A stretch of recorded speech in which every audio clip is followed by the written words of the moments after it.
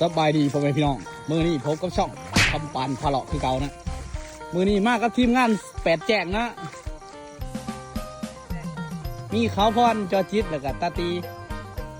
นำทีมมากสอนปลาซิวโว้หอบเดียวเลยดิพี่น้องหอบเดียวพี่กัดนั่นบึงคำบ้านพูดซิมหอบเดียวเดี๋ยวใส่นะนั่นนี่ก็ยังเอามาเป็นอะไรจานขาวแบบพูดมากว่า ตั้งมันแย่งกูกับที่ทั้งรถผู้ช่วย เข้าก็ได้แต่หอยแต่มาทำนี้นะใส่นะตัวหาอยู่หากินก็ได้กินอยู่เดี๋ยวนี้อันนี้หมูสอนเนี่ยห้องสอนได้ร้ายกว่านี้นี่เอ้าไม่อยากขี้โม้ซื้อนี่เป็นบ่ทีมงานหอย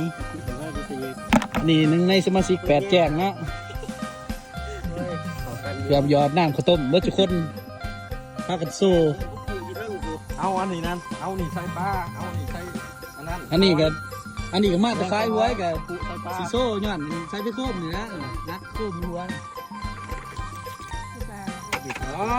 เป็นไงน้องทั้งสีก็แล้วก็ตื่นเนาะขันเขาสอนได้ร้ายกว่านี้เขาสอนไม่เพื่อนมูแล้วเฮ้ยอย่าสั้นโอ้ประคอได้คุณเหรอได้การหอบซ้อมก็ยังมันอยู่คือเก่าเอาเลยไอ้ดอกมูห้ามีตัวปูหัน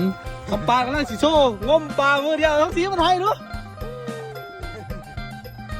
ว้าวระดับขับปลาเลยเฮ้ยเยอะมากจิ๊ดยุดจะพาไอ้เจ้าเนี่ยเอาน้ำ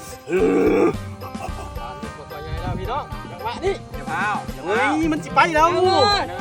เอาบ้างหรือวะเอาไฟออกไฟนะออกไฟนะเอาไปได้เห็นกับเว้ยไม่ใช่ซ้ไม่ได้ซ้ำจับปลาสองมือนะยังไงที่เนี่ยตัวจับสอง